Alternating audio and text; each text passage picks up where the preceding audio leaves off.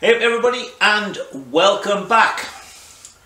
Alright, well this should be the very last week on the Anglian. We only have 3 jobs to do. Chain guard, chain tensioner and a prop stand, and I've had an idea about the prop stand. So that's all we've got to do there. I had a comment about the gear change lever, how you used it, and I pointed out it was like quite a few of the small Italian bikes used to have a heel toe. I think some of the Japanese would have a heel toe one. In other words, the footrest would be here and the lever would go underneath the footrest. And basically what it's for, I don't think it's going to be that easy to use here because of the kickstart, but the idea is that you never have to put your foot under to pull it. I remember in, I don't know, motorcycle mechanics or something in a road test, the road test fella mentioning it had the heel toe and it was an Italian bike, and he sort of said it was to save the Italian riders scuffing their Guccis. But the idea is that you never have to, pulling up is always the harder thing to do. So here, for instance, if you want to go down, you press on that. And then when the gears are that way, you press on that and it's the equivalent of pulling this up. So, I mean, I only have one comment, but that's that. And now,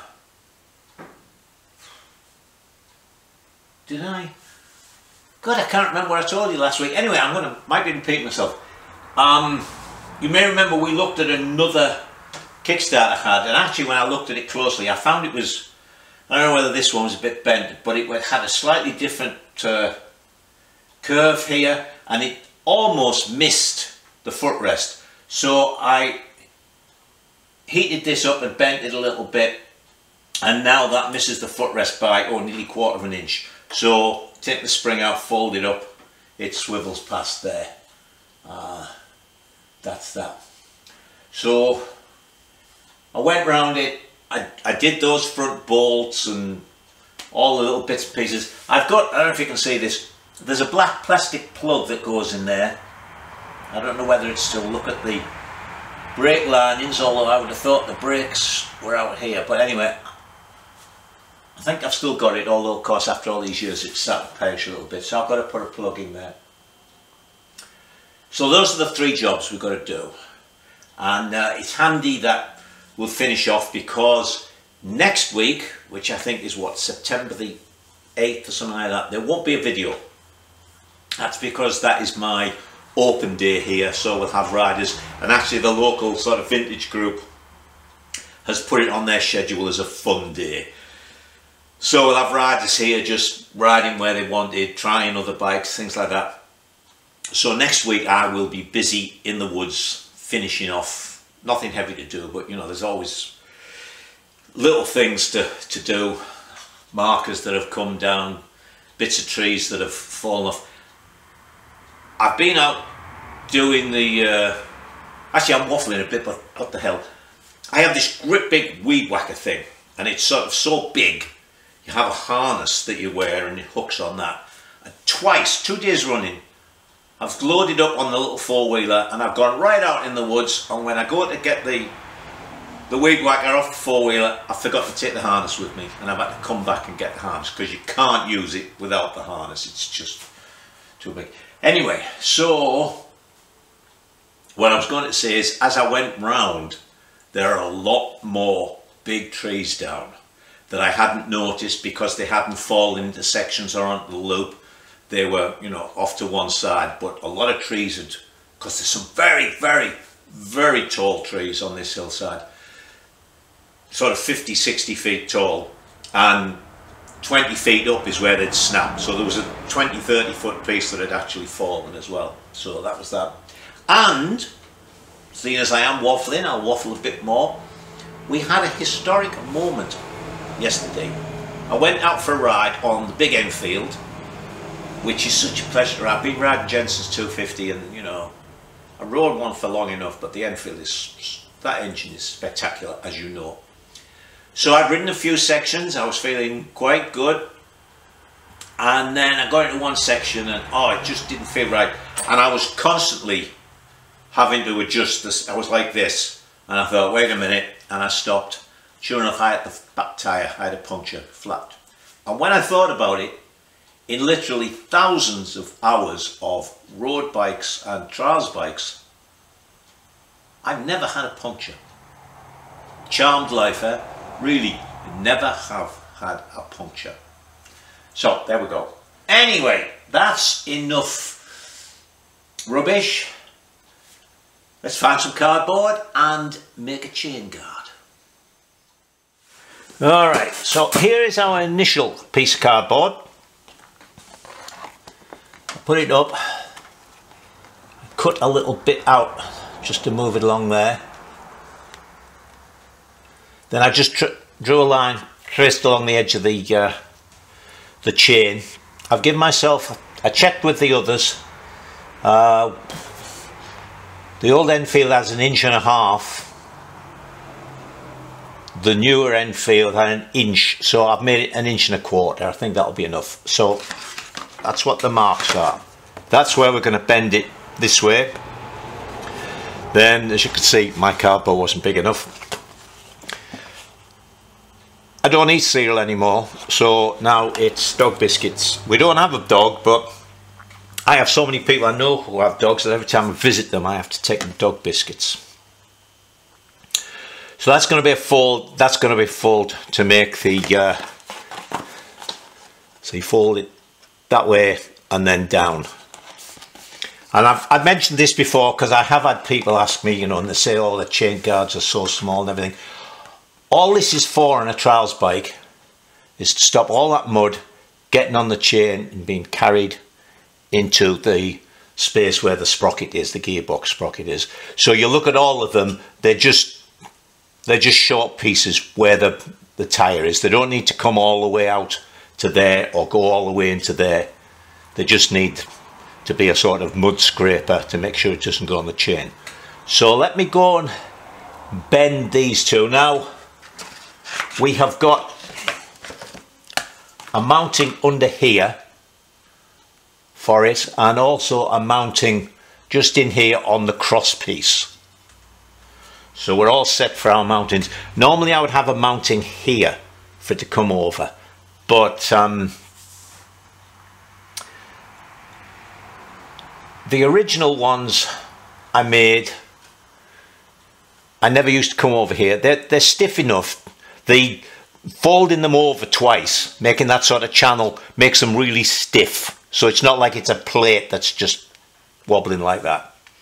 So fasten back and fasten under there, it'll be fine. I don't need it to come over and fasten to here. I mean, I could bring it over and fasten it onto there somewhere, but I don't think I need to. We'll see.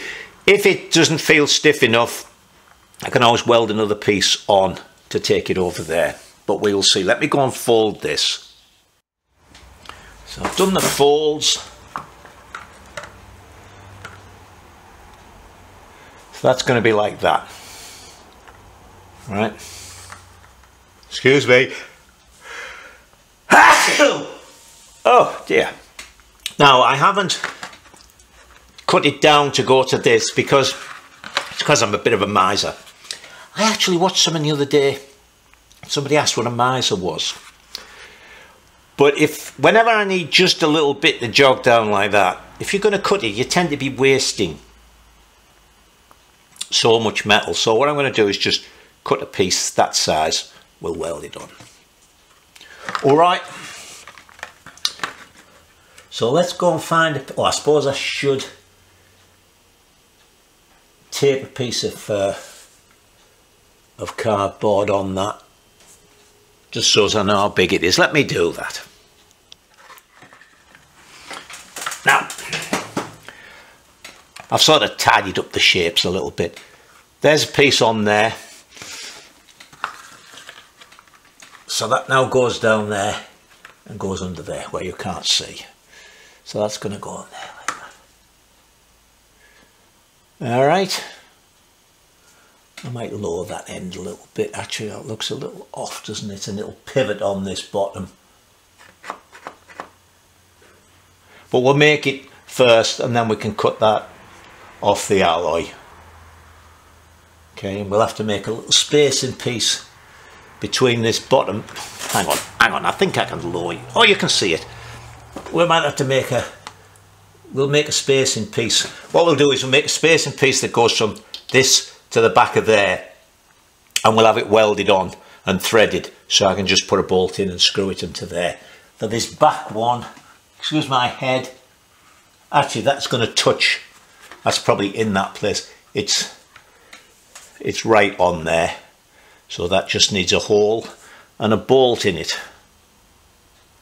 Okay, let me go and find a piece of 16th alloy plate, or sheet I suppose I should say. There's the alloy marked out. As it happened, it was a slightly odd shaped piece, so I was able to do that in one. If you're wondering why they are dashed lines, that's the fold lines.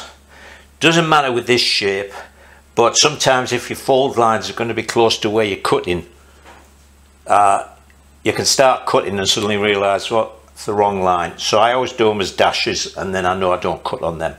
I didn't have any 16th 6061, so we're using an offcut of, I think it's 80 something thou. This is what I make the bottoms of the petrol tanks out of.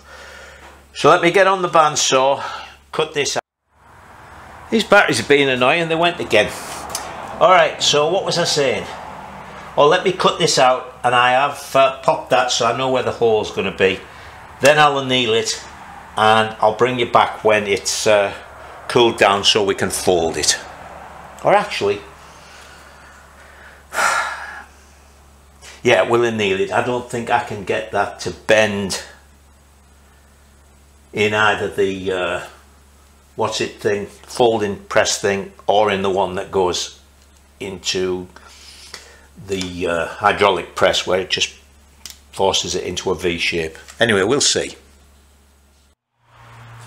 So we'll try doing this in the brake. Actually, I haven't fastened this down in this position here, but we will see.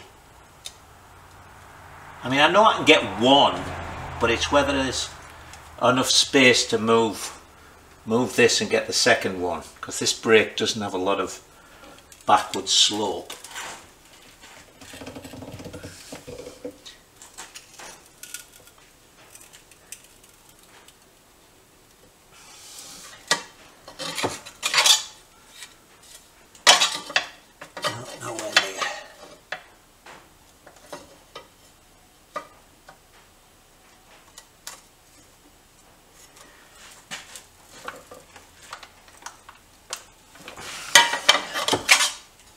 Okay, the question is,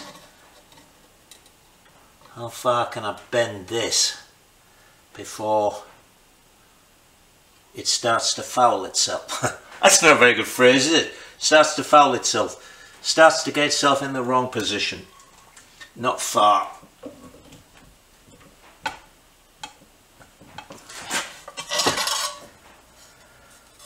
Right, we're going to have to see if we can fasten this down and fold that up.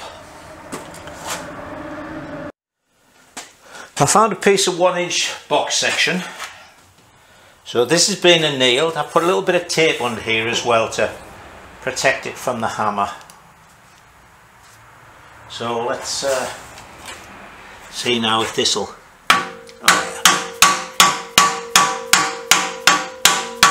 It's amazing what annealing does.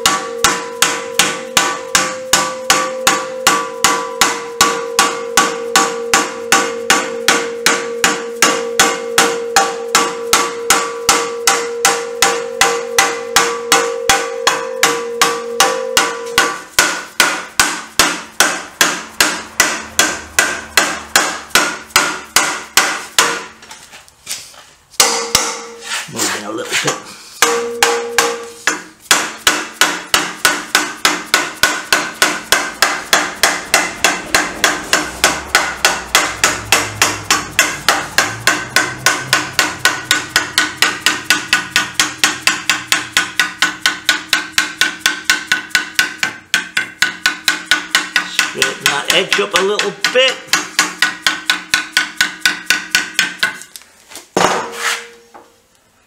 Oh, somebody strong tightened them up.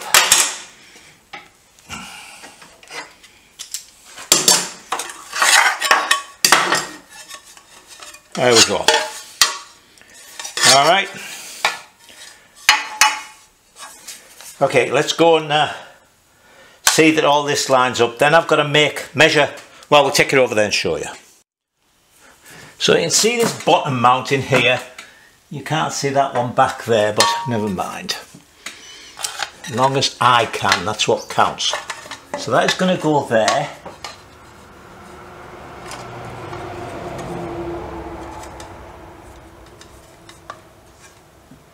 That is going to go there.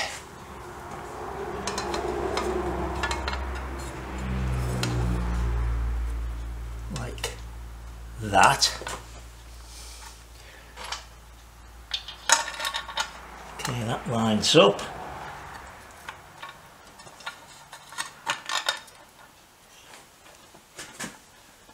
I think that maybe should go on the outside of that, like that, to give me a bit more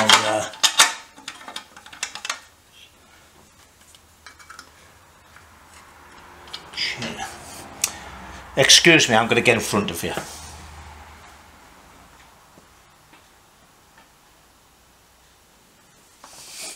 Alright, I was just checking to make sure that I was still clear of the tyre. I'm going to cut a little bit out of that to get it to seat better on the square angle there.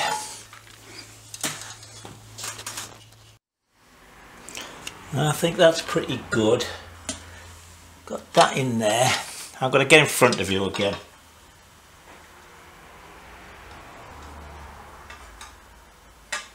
That wants to be about there like that. So that wants to be... Oh, I can't see the bloody...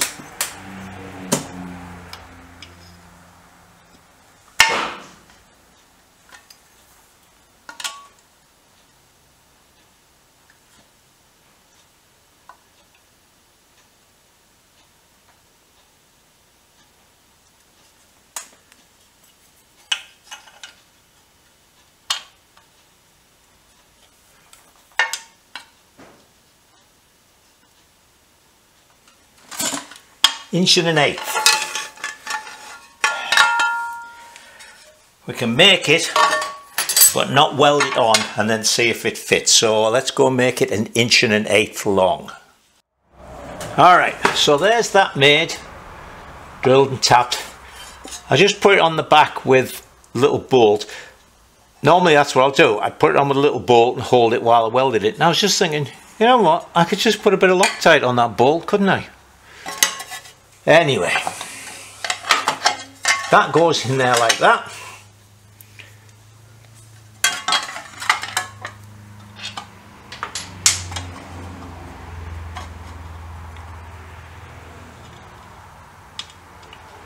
That goes in there.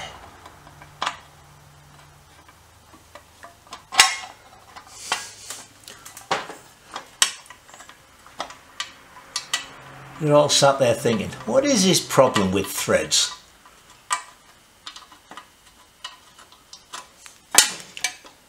Hey, it's a bleeding laugh a minute, isn't it? You don't get this much fun watching Alan Millyard, do you? I was just watching him the other day. He's rebuilding that Norton Nemesis thing. Alright, see, I got it in the end.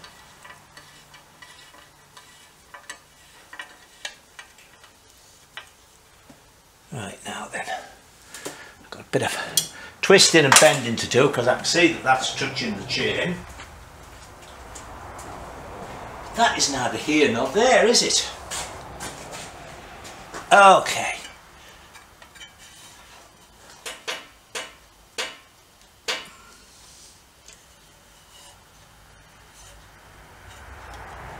That is nicely clear of the chain. Actually, I've got that on the inside. That I was going to put it on the outside, wasn't I? So let's move that round there like that. No, it doesn't want to be on the outside. That's really off at an angle. So let's pick that back up. That. I can mark this from the other side, I think. And that looks pretty good to me. Let me open you out a little bit more. You can see it goes the full width of the tyre, so there's no muck going to get on the chain. Clears the tyre. It doesn't clear the chain very well. Gonna have to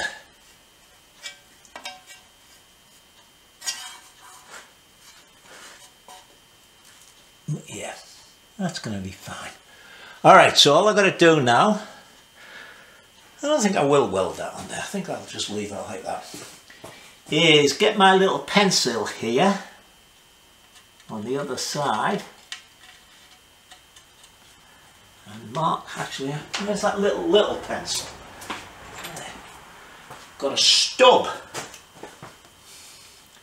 of pencil. I haven't left myself much metal here, or actually I should say Greaves didn't leave you much metal.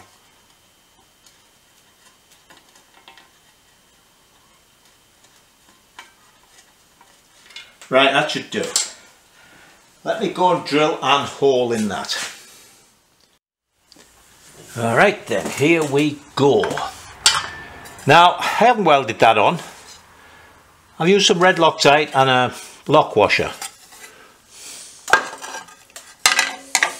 Oh, and you can see there, there isn't much space for that hole. So that goes there like that. That's going to go there. We've got a bolt already greased with a little star type lock washer on it. Oi, do you believe that?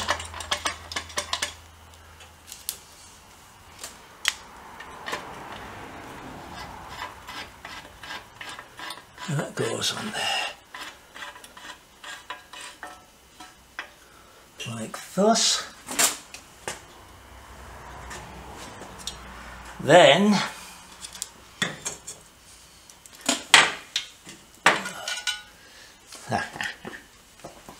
that's slightly awkward.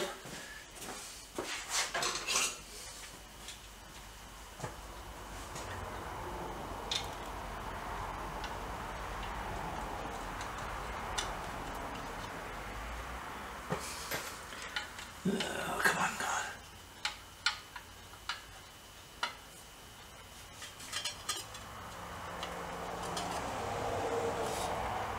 Come on.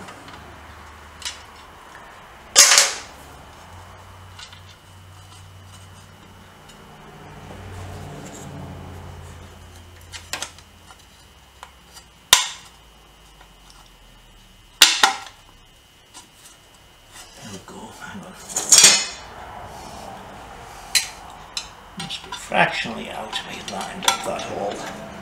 So it should screw in. There it goes.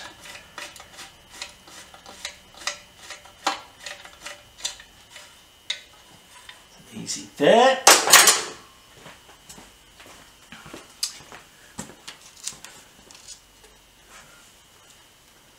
We'll have the washer on it. I think it'd be easy with the nut on this side actually. I mean, that was difficult enough getting that through, getting a nut on. And I'm putting a lock nut on, a nylock nut, because it's a slightly awkward place. Slightly awkward.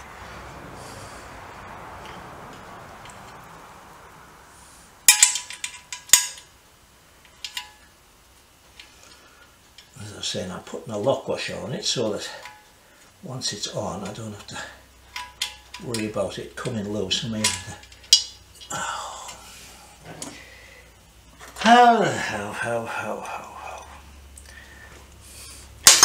hang on. Got it. I had to stand right where you were. So once I'd moved you, it all went together pretty easily. So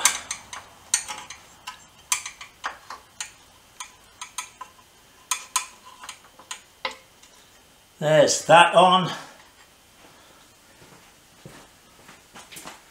So there's job one. There's our chain guard on.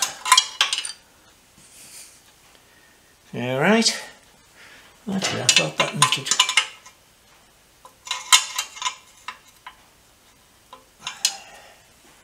Oh.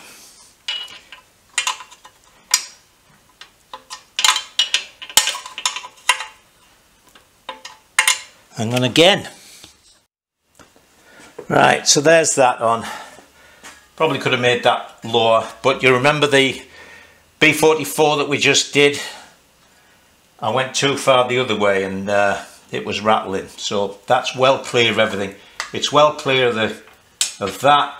There's plenty of space down there. So that's job one done. Next thing we're going to look at is how to put chain tensioner on there.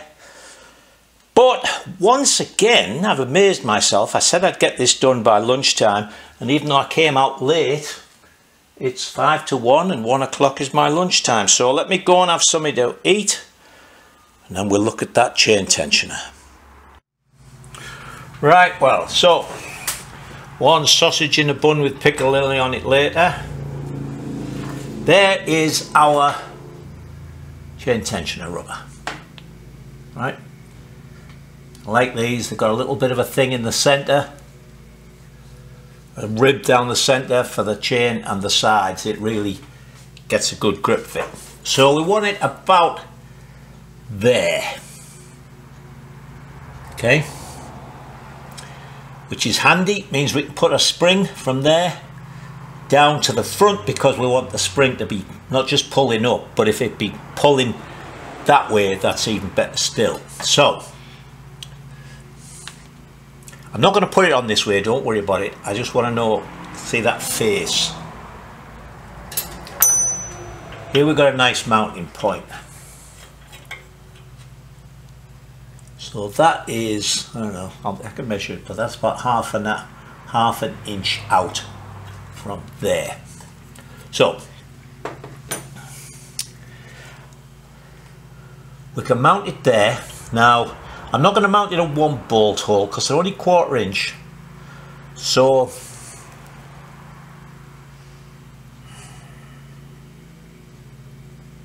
think what I'd like to do is have a plate with those 2 1/4 inch holes, so I can have a much bigger mounting in there, much bigger pivot. Suppose I could drill that, put a bigger one in. See, I don't want it to be on 2. See, there's that's a 1/4 inch bolt. That's too much like that. I don't want it to be able to do that. It would be nice to be able to sort of grip it on both sides so it had complete support. But something like a 3/8 bolt there. See, it's getting the bolt in there. It would have to be. See, even getting it where the hole is. I can get at that one with that hole. But so anyway, we're going to put it there. So we're going to need an arm that's going to go up there.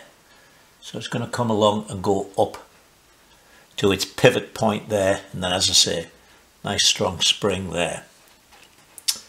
So let me cut a little bit of cardboard to see about the pivot hole. I've got to think a bit more exactly how I want it to pivot. I want it to have a good pivot point. So, good old paper template, cardboard template. And then I made this. Really annoyingly, when I was doing this hole, look, the drill wandered. So it's not as nice as I would like. But I was going to weld the hole up. I might still do and re-drill it. But anyway, the idea is that's going to go on there. This needs bending a little bit. And then I'm actually going to make a piece to come down here, which will bolt on there, but which will have a nice pivot for that. And then a spring from there to there.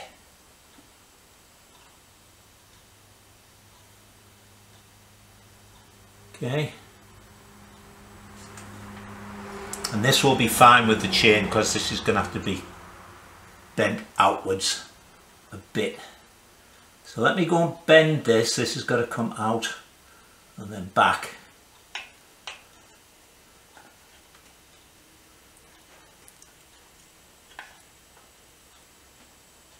Because nothing is straight with this. If that's on there straight, then that chain isn't straight in the block. That's got to be over a little bit. And I don't mean outwards, I mean at an angle. So we're going to have to play around with that to get everything working well. Okay, so let's think. Bend this out, and I've also got to give it a little bit of a tweak. And then we're going to have to make two plates, which will be a little bit apart. We're going to weld on here a piece of round with, I think what I might do is drill a 1/2 inch hole through it and then slide a little piece of, press a little piece of 1/2 inch tube, which is going to be a 3/8 ID. A 3/8 bolt will make a nice pivot. Okay, let me do some bending. Right, I've got the arm cooling down from annealing, so whilst doing that we're going to make up the pivot. So the arm's going to be welded to this, and then we're going to drill that out to 1/2 inch and fit this, and that is 3/8, so that we don't have a bolt rubbing on the softer alloy. So we'll just push that in there and then we'll weld that onto the arm, and that's wide enough so it's not going to wobble on the pivot. Well, I went over by 1/1000, but it's still going to be a... Is that straight? No. I could warm it up, I suppose.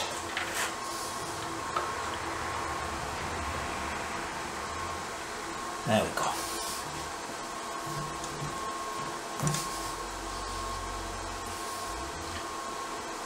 It's a bit big, which is what I expected it to be, so I can face it off and get it exactly right. Now I've cut the arm to match that, so let me weld that in there, on there, and then we'll start making the mountings for that to pivot in. So I've got this welded on, not very well welded. Look, I let the puddle get right onto there, both sides. Still, it'll be alright. So that is going to go like that. So what I've done is I've already cut a couple of pieces of plate which are going to bolt onto there, and then that is going to be, see, there's two of them. We'll shape it up nicely, but that is going to be in there. So what we'll do is we'll put a couple of little spacers so that when these, I think probably one's going to go on the back, I don't know yet. When they're bolted up, the gap in between them is going to be right for that to go in. Okay, so the next thing for me to do is to measure how far down I want the hole here. Okay, and I've been thinking of the best way to do this, because normally, of course, we'd have another piece inside there which is slightly longer than the thickness of that, so that those two plates can bolt up on it, and that will still do that. Well, I don't want to go down to say like 5/16. I want this to pivot on a 3/8. So what I'm thinking of doing is the front plate, I'll drill a 3/8 hole in, and the back plate is only going to have a 1/4 inch hole. Then what we'll do is we'll get a 3/8 bolt, and I don't have a 3/8 bolt. I'll show you when we, oh yes, there's a 3/8 bolt.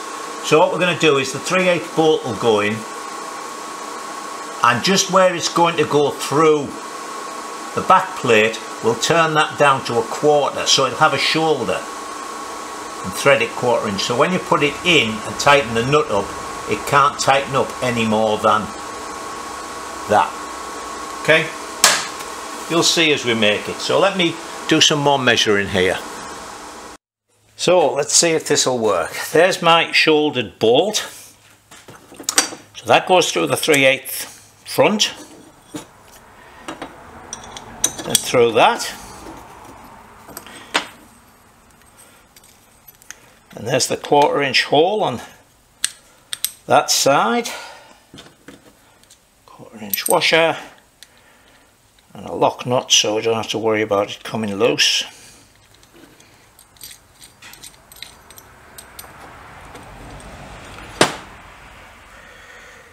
And where are we? So 9/16 on this side, and a 7/16 on this side.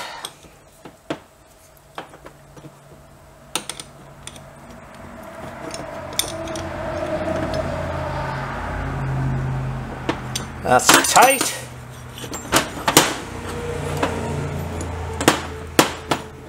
And that's just right, there's no wobble in it. Very good. Actually, I thought I screwed up because I'd taken the shortened the shoulder a bit much. With that washer in, it tightened up, but luckily I had a thinner washer. I mean, it was so close. So let's go and see how this goes on the bike. Now we still have two little jobs to do, two very small jobs. We have the little spacers to make for there, and there's probably going to be a little bit of bending. But basically that's going to go in there, like that.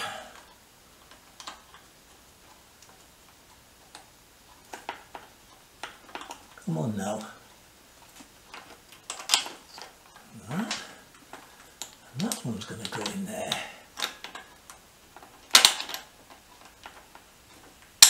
That, and out the other side, and that's going to come up there like that. And I don't think we're far out with our bends once that is on tight. So all I've got to do now is measure that little gap in there,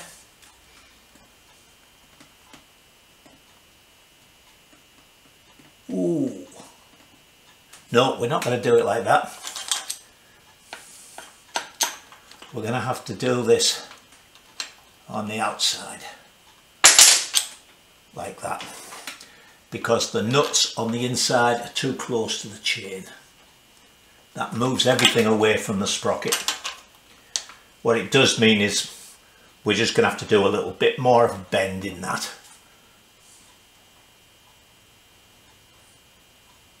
Okay,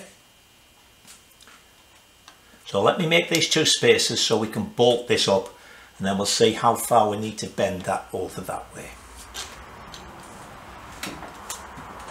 So I just need to make two spacers to fill that up. So nearly finished for this job anyway. So I got my spacers in. Could have done, see, I made this exactly the same size as that. I could have done with making that a little bit longer. But anyway, it's also one of those situations where I buy my bolts in 1/4 inch increments, and this time I could have done with one. I don't like to see bolts sticking out through the nuts, plus there isn't a lot of space on the other side of this, but I could have done with A bolt being 1/4 of an inch. Hang on, excuse me. 1/4 of an inch just shortens it so much I can't get the full nut on. Oh, I think I was going to put those through from this side, wasn't I?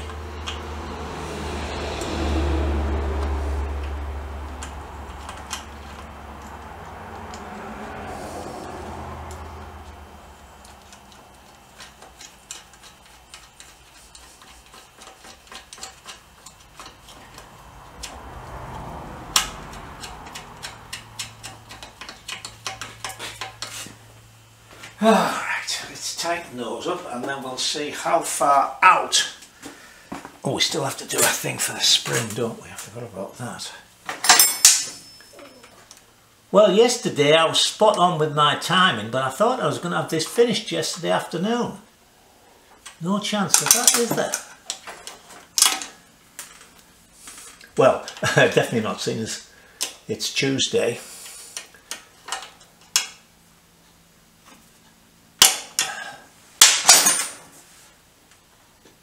So, we are about, I'll measure it, but it doesn't have to, just needs to go over that way a little bit, and then, let me just put that in there to hold it.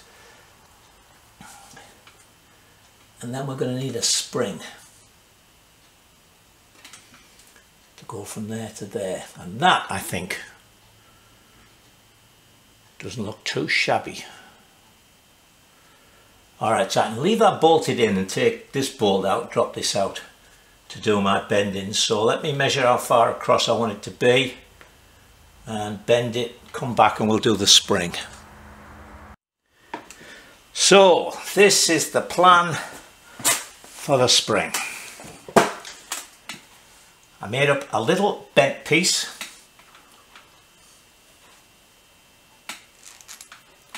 Which is going to go on there.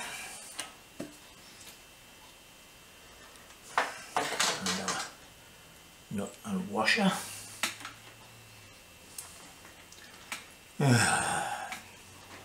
You know, you are always sitting in just the wrong spot.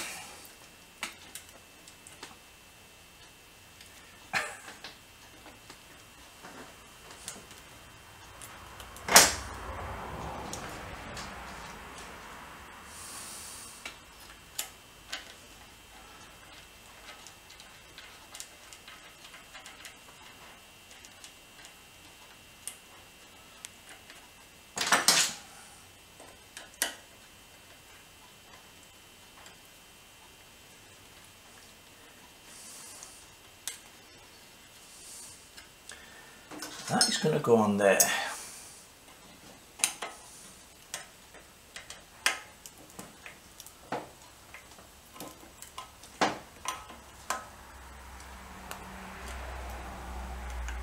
Like so. Then up here we've got just, you could say, a very thick washer, tiny spacer.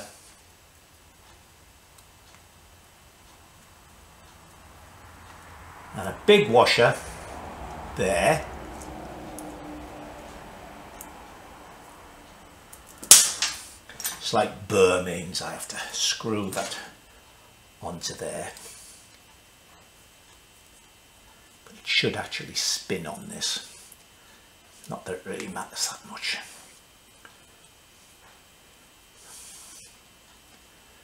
My stomach's rumbling.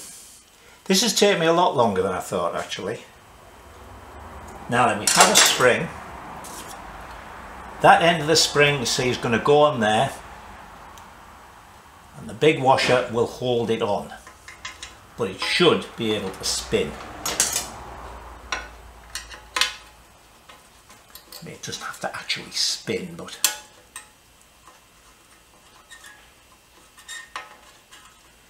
it's not going to, is it? I need to make that.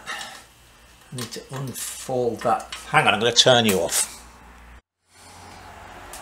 Alright, it's on now. I might have to bend that spring a little bit more. But the idea is the big washer, that little spacing piece, means that that can do that. Then that is going to come down get in that hole. There.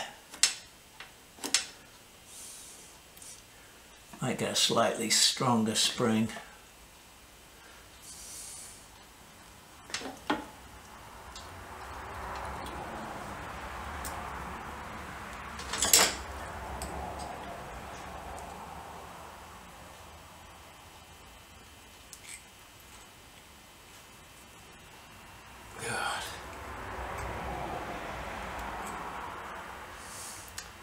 This does not. There we go, I think.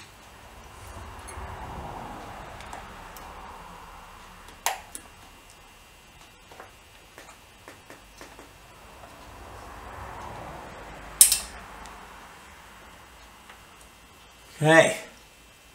Clear the tyre.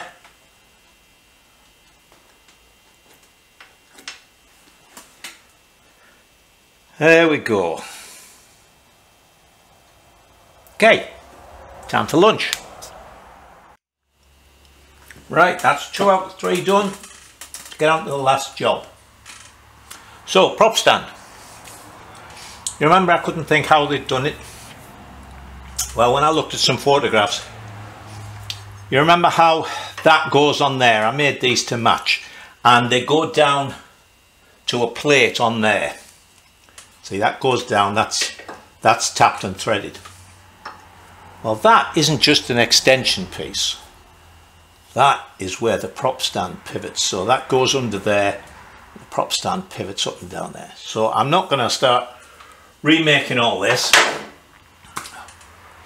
I didn't want to be drilling holes in this or welding things on it because I'm not that sure how good it is. But then I thought about a friend of mine, master machinist Dick, who's just built a beautiful Ducati, built the frame and everything, with a Ducati 160 engine in it. And he hadn't put a prop stand on, then decided he wanted one. So I think he used, I think his swinging arm pivot is hollow. So what he did was he made a detachable one. It was like a prop stand with a tube on, and he could just put it into there, and there was the prop stand. And take it off, and he put a couple of clips on, I think on the handlebar crosspiece. He can just clip it into place, and then, you know, 9 times out of 10 you've got a tree to lean against, but those odd times you haven't, he just unclips it. So I thought, that seems like a good idea, a detachable one. But where can I stick it? Because I don't really have any holes that will suit. But then I thought, why not put it on there? Can you see? Make it like that. So, say that's the plate. It goes on there like so. Well, of course, that could move about. But fortunately, this plate, look, it's got a bend in it.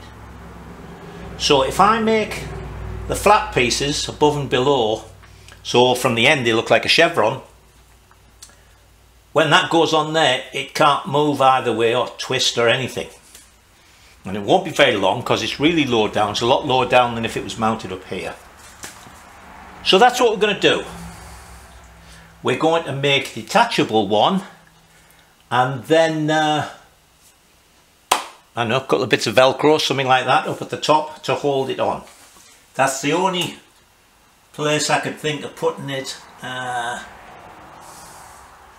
There's a little hole there, there's a big hole there, but no, I think that would be great. It'll just slide on there and work perfectly.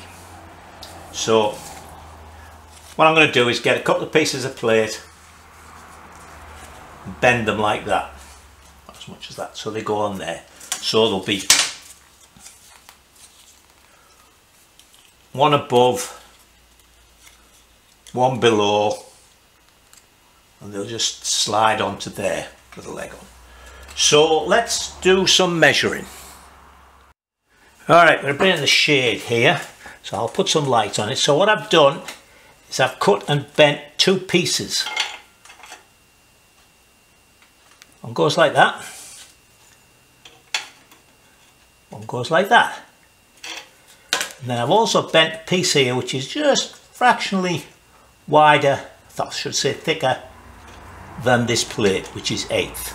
So that's going to get welded in between the two of those, and that'll be our piece that slides on. So let me tack this and see how it goes on. So I've tacked the ends, which is still a bit warm, so you can see how it is. So that is going to go on there like that. So as I say, it can't, well, it can a little bit but not much. Then we'll put a leg on that and it'll just go on and off as needed. Okay, so that's that welded up.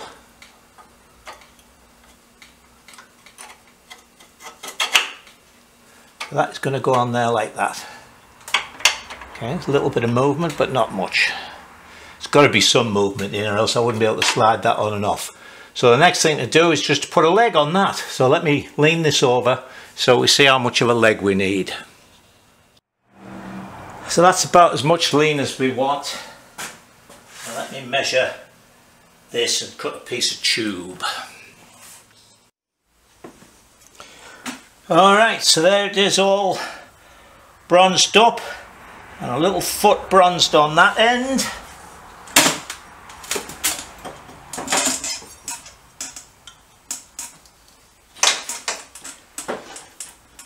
So when you get somewhere there isn't a tree, you put that down.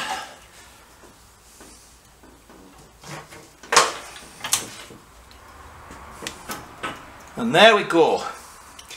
Now if you're worried about sort of the welding in here, don't forget that all the pressure is just on the bottom of the plate. This thing is really only to stop it moving and stop it flipping out.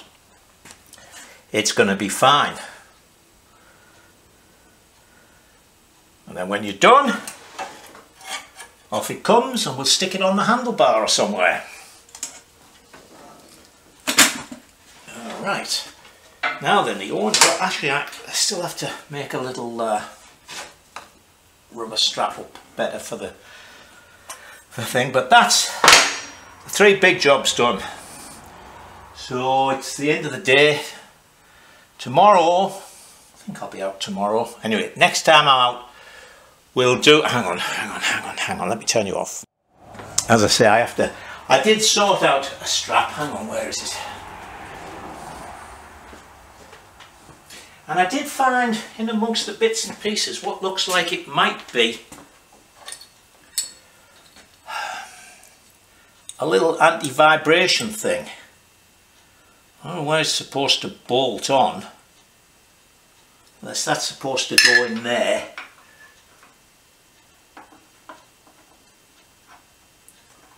It'll be about the right height, just to give it a little, but anyway, this goes over there, that goes in there like that.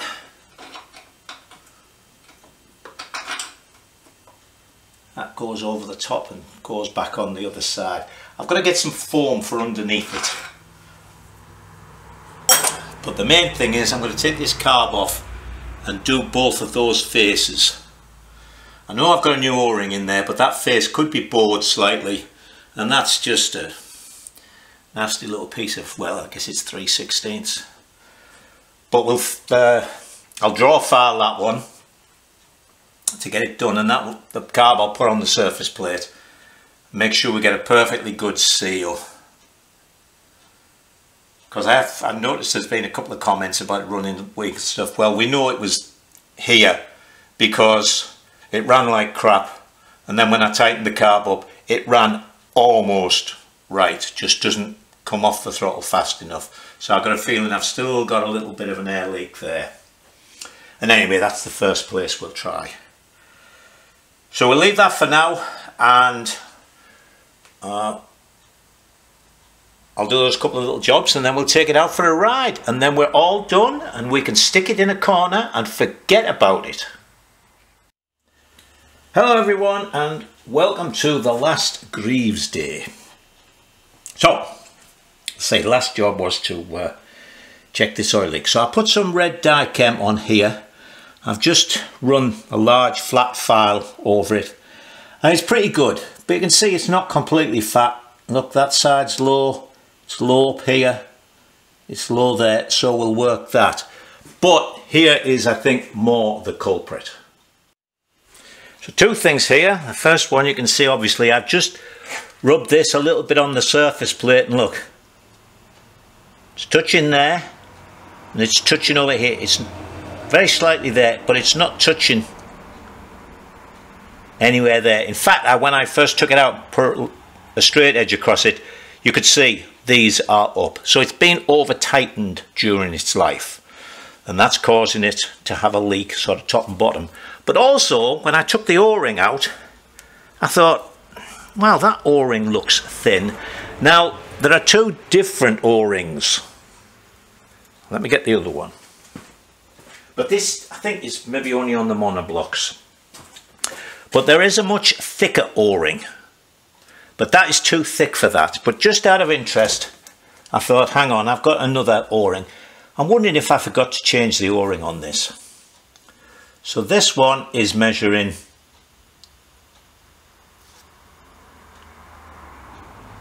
56 thou, 56.5. And here's the other one I just took out of the box.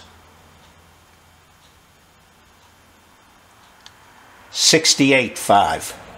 So it's 12 thou thicker. That's a lot. So we're going to surface plate this, put a new O-ring in, and let me throw that one away before I get it mixed up. Actually, it feels hard as well. Oh yeah, that must be, I must put the old O-ring back in. That's why I've got that one in a rebuild kit, or half a rebuild. Oh yeah, that's nice and flexible. That is actually, yeah. All right, so let me do these and put it all back together. I'll just sort of show you this. So both of them are nice and shiny across their entire surface. And this, now this O-ring stands proud. And I put a straight edge across them, I put a light behind. They're both completely flat. And that is, as I say, that is proud now, which it virtually wasn't before. So I think we're on the right track. All right, we'll put my reputation on the line yet again. I haven't tried this. So if it works, I can take all the plaudits. Doesn't work, I will take the criticism. See, kickstart goes.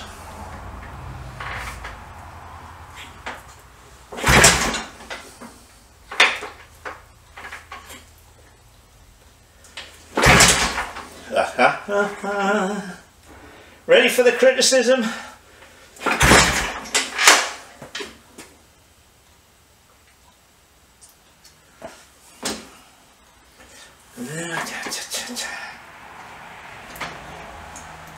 I've put oil in it as well now, in the gearbox and the chain case. Oh, did I put that? Yeah, plugs back on.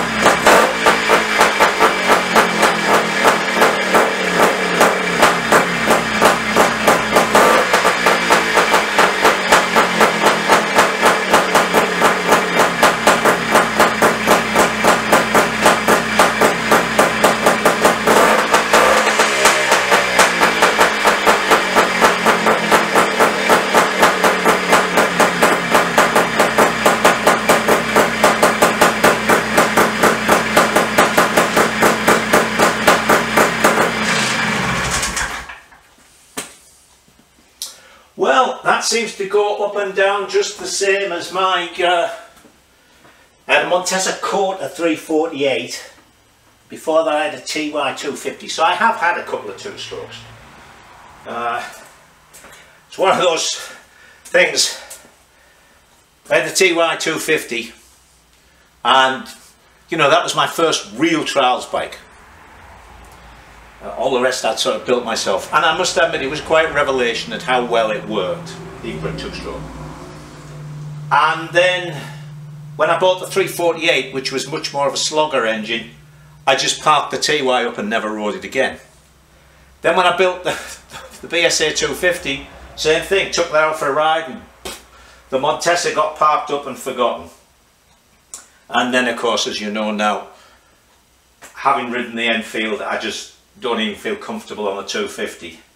So, I obviously like big lazy engines. Perhaps it's because I'm a big lazy bugger myself. Alright, so all we have to do now, as I say, I put oil in the gearbox, oil in the chain case. I'll have a quick run round, make sure everything is tight. I've put some temporary foam under the tank. I've got to spend half an hour on that. But then we will take it out for a quick run round on the little test piece next to the workshop here. So hold on for that. Alright, there it is on its prop stand. Let's go and give it a run round.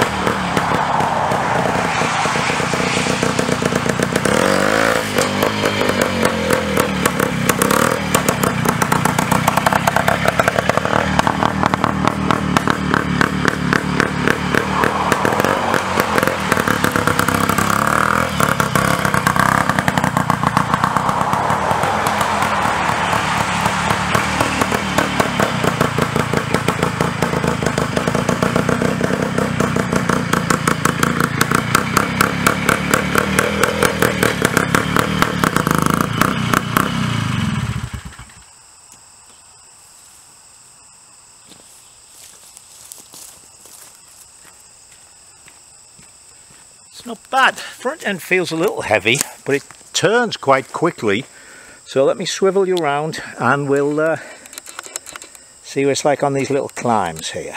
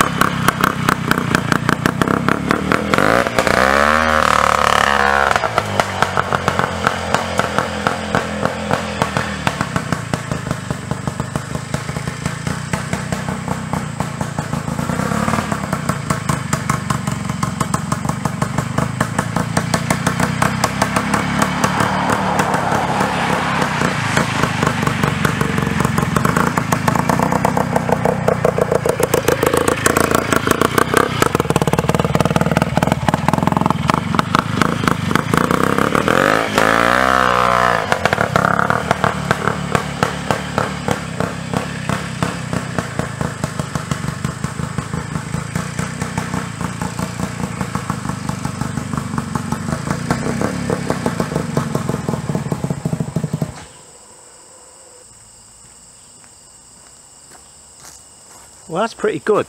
Second time round was in second gear. I haven't got the right plug in it because I didn't have the right grade plug, and I know that's much more important with a two-stroke, but it doesn't seem bad at all.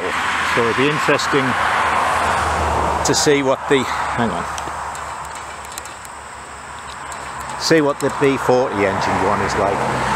But it handles well, the forks don't feel any different to me, but then what do I know? So anyway, that's it. Another project finished, and as I say, no video next week. I'll be busy organising for my ride day. So until I see you next, stay safe and enjoy yourselves.